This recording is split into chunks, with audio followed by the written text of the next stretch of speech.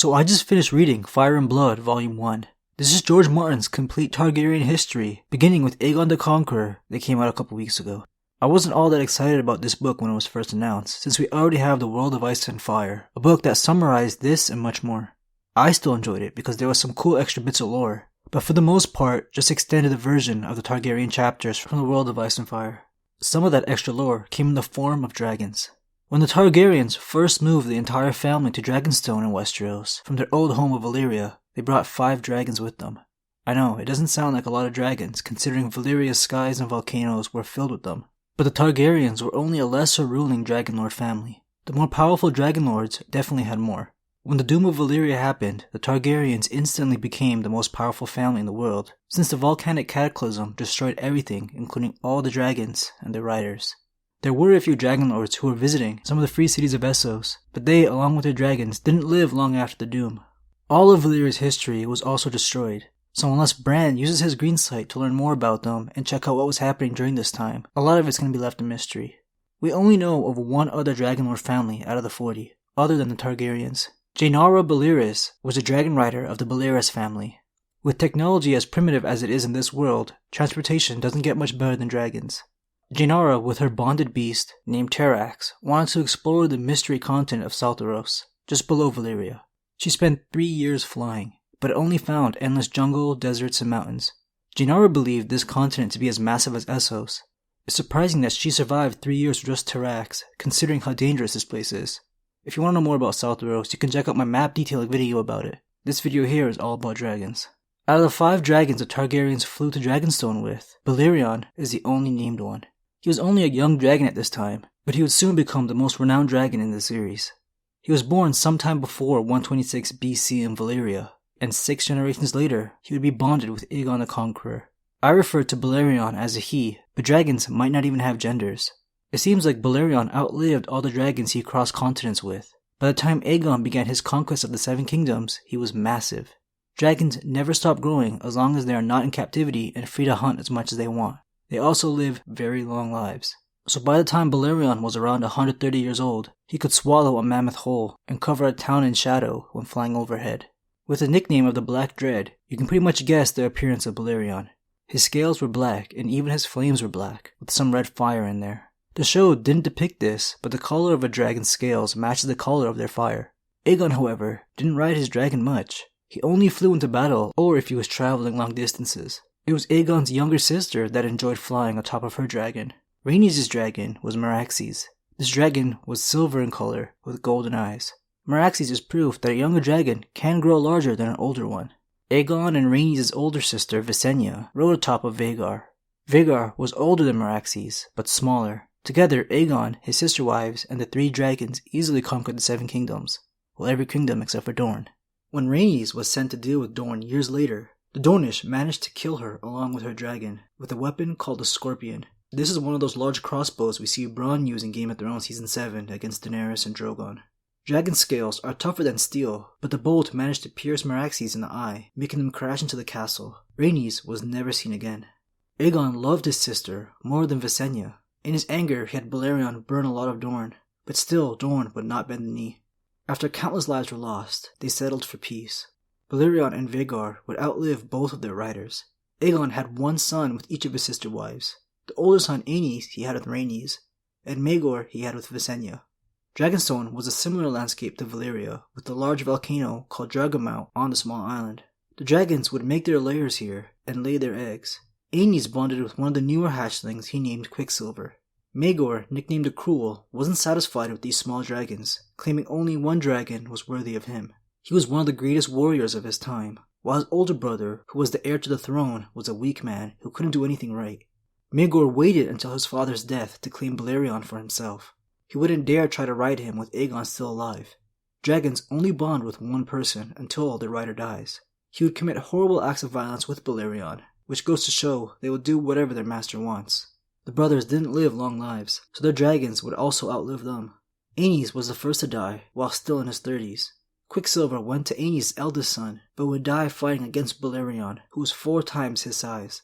Quicksilver's flames are described as pale white, so you can assume he was similar in color. Rhaenys' eldest child, Rina, loved to fly just like her grandmother Rhaenys did. She bonded with one of the new hatchlings she named Dreamfire. At 12 years old, Rina was already flying with Dreamfire. This dragon was pale blue with some silver. When reading about her in the new book Fire and Blood, George Martin hints at dragons making their rider more powerful and possibly vice versa. Rina was extremely shy, but with Dreamfire around, she was far more brave. This could be their blood magic, or maybe simply having a killing machine by your side just makes you more confident, as it should. Rina is the first person mentioned to put a dragon egg by a Targaryen baby so they can bond by birth. She did this for her younger siblings, Jaehaerys and Alysanne. Their dragon eggs would hatch into Verma and Silverwing. Verma was a bronze dragon and would become the third largest dragon in Westeros, after Balerion and Vhagar. He had bronze scales. I'm guessing Silverwing was silver because of her name. Jaehaerys and his sister Alysanne would marry and rule as one of the best Targaryen kings and queens. Their dragons were also a pair, which I think is the only instance in the story. After Visenya's death of old age, her dragon Vhagar would be riderless for a while. Balerion went to Arya, a rebellious 13-year-old who ran away from her mother. Rina on Dreamfire searched the 7 kingdoms for her, but could never find her. Arya returned to King's Landing more than a year later, but inches from death. She was suffering from something a maester never seen before. Her body was filled with worm or snake-like parasites that had faces and arms. The parasites were boiling her body from the inside out, to the point where she was smoking. When placed in ice, her heart stopped and she died. The parasites burst out of her body and soon also died from the ice. They weren't small either. One was as long as a man's arm. They were some kind of deadly fire creature never seen in Westeros before. Wherever she went with her short-lived bond with Balerion, he seemed fine and unaffected by these parasites. But dragons are always said to be living fire, so you wouldn't have much luck cooking one alive. Fire and Blood writes they likely flew to Valyria since this was once Balerion's home, and Arya would have a hard time controlling the oldest and most powerful dragon on her own, so he would probably fly to wherever he wanted. Similarly to how Drogon first reacts to Daenerys on his back. These parasites would match the theme of Valyria perfectly, especially since the people who travel to its ruins never return. Balerion didn't return in perfect condition, however. He must have fought something rivaling his size, because he had an unhealed 9-foot-long wound and other scars that no one ever saw him have. Aemon, son of Jaehaerys, bonded with the blood-red Coraxes, fiercest of all the young dragons in the Dragon Pit. While some of the dragons were living on Dragonstone, others found a home in the newly built Dragon Pit of King's Landing. The Dragon Keepers who knew the pit better than anyone called him the Bloodworm. Aemon's younger brother Balon was always having friendly competition with him, so a year later he wanted a dragon of his own. He bonded with Vhagar 29 years after Visenya's death. He probably chose this dragon to outdo his big brother. Alyssa, one of the daughters of Jaehaerys, bonded with the swiftest dragon Westeros had ever seen, a scarlet-red she-dragon named Meleys. She had some pink on her wing membranes and copper on her body. After Alyssa's death from childbirth complications, her niece Ranee bonded with Meleys. King Jaehaerys and his sister Queen Alysanne had a lot of children, but few became dragon riders. Only 3 would ever ride a dragon. Aemon, Balon, Alyssa. The rest of the 13 siblings either died young or had no interest in becoming a dragon rider, except for Sayla, a rebellious princess who tried to steal one after lying to her family and committing some sins.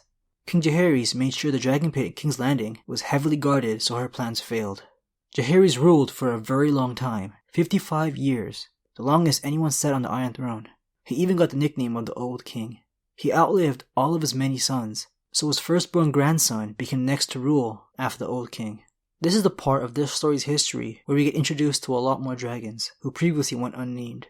Dragons were laying clutches of eggs in Dragonstone and in the Dragon Pit of King's Landing, while everyone was just living their lives. Jaehaerys' firstborn grandson was Viserys. When he was still a prince in 93 AC, he entered the Dragon Pit and claimed Balerion. The massive dragon finally stopped growing, which could be due to his captivity or his old age. Balerion at this point didn't do much besides lay around and sleep. Viserys wanted to fly to Dragonstone on his new dragon's back, but just settled for flying around King's Landing 3 times, since he didn't think Balerion would make it. A year later, in 94 AC, Balerion was dead. He outlived many of his dragon lords. There must have been some before Aegon, and lived for longer than 200 years. Viserys never took another dragon after Balerion's passing. Viserys had trouble having children with his first wife. She actually died during one of her many failed pregnancies, but not before having their daughter, Rhaenyra, a very important character in this story. Everyone loved their daughter Rhaenyra, and she got the nickname of the Realm's Delight. She was already a dragon rider at the age of 7. To one of the younger dragons she named Syrax. This dragon had yellow scales. With Rhaenyra as Viserys' only child, and his wife dying without them having a son, she was named his heir. Even when Viserys remarried and had more children with his second wife, he intended to keep Rhaenyra as his heir. Viserys' younger brother, Daemon, claimed the vicious dragon Caraxes the Bloodworm. Its scales were blood red, and a worm is a similar creature to a dragon. They lived in the volcanoes of Valyria but couldn't fly.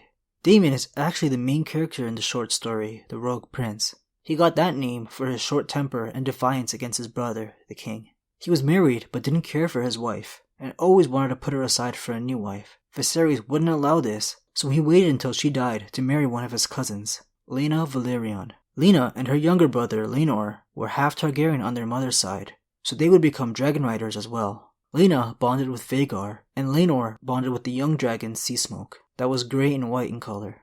Rhaenyra and Laena became flying friends with their dragons. Both the Valyrian siblings would live short lives, and leave their dragons riderless for a short while. Laena and Daemon, along with Laenor and Rhaenyra, did have children before their deaths. Twin daughters were born to Laena and Daemon, named Baela and Rina. Jacaerys, Lucerys, and Joffrey Valyrion were born to Rhaenyra and Laenor. But around this same time, Rhaenyra's stepmother was given Viserys' sons that he could never have with his first wife. Their firstborn son, Aegon, a daughter named Helena, and 2 more sons, Aemond and Daeron. All of these children would become dragon riders. The twins, Baela and Rina, were both given dragon eggs at a young age. Baela's hatched to Moondancer. She was a pale green dragon, with some of her being pearl in color. Rina's egg hatched into an unhealthy dragon that died only hours later, a foreshadowing for future events. Rhaenyra's dragon, Syrax, recently laid a clutch of eggs, so Rina was given one of these eggs. She wanted to dragon and fly around just like her twin had, but it wouldn't be until later in the story that she would become a dragon rider. The egg hatched into a pale pink dragon with some black, Rina named Morning. Rhaenyra and Laenor's children were rumored to be bastards, but the hatchlings of their dragon eggs silenced all these talks. All 3 became dragon riders. Jacaerys rode Vermax, Lucerys had Arax, and Joffrey had Tyraxes. King Viserys and the children he had with his second wife, Alicent Hightower, would become bitter rivals to Rhaenyra's children. Aegon bonded with a dragon living in Dragonstone he named Sunfire, known as the most beautiful dragon. Its scales were shimmering gold that would shine in the sunlight. Its wing membranes were pink, and it breathed golden fire. His sister, that he would later marry, took the riderless dragon Dreamfire for herself. Their 2 younger brothers became dragon riders as well. Aemond took the large and old dragon Vhagar, after Laena Valyrion died from trying to give birth to Daemon's 3rd child, who wouldn't survive either.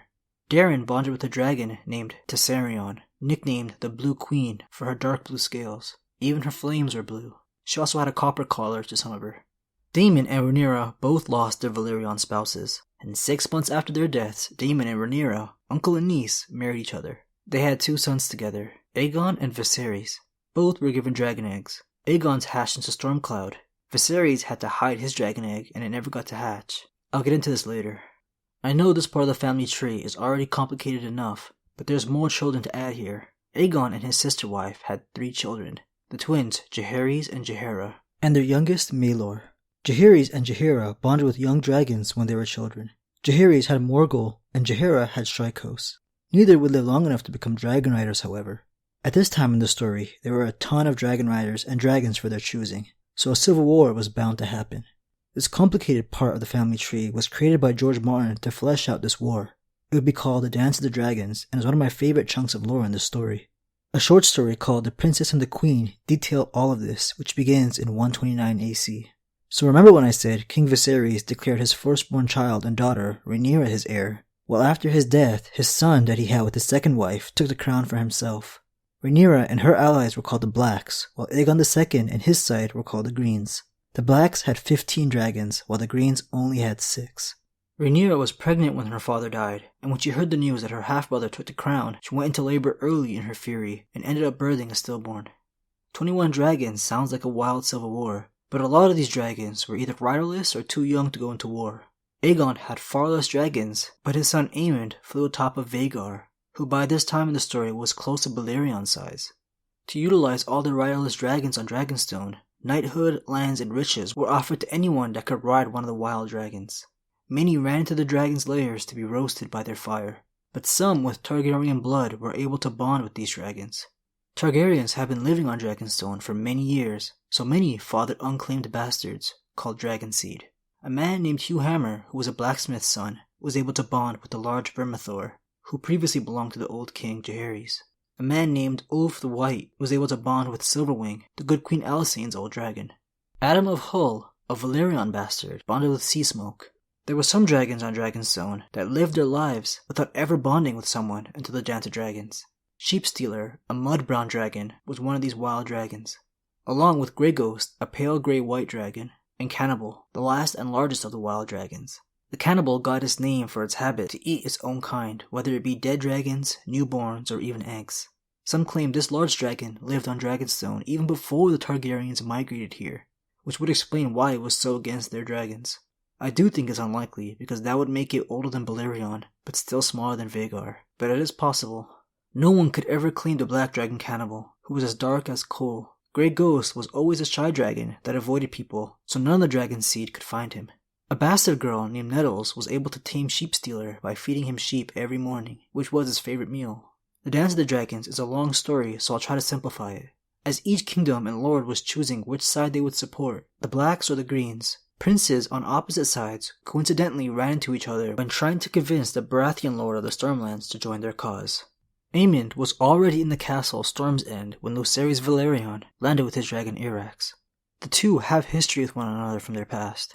At age 10, Aemond was told by his father to try and claim a hatchling for himself on Dragonstone, if he was bold enough. Wanting to prove something to his father and king, he went to Driftmark where Vhagar was. He did this in secret, knowing his parents would never let him near a dragon of this size.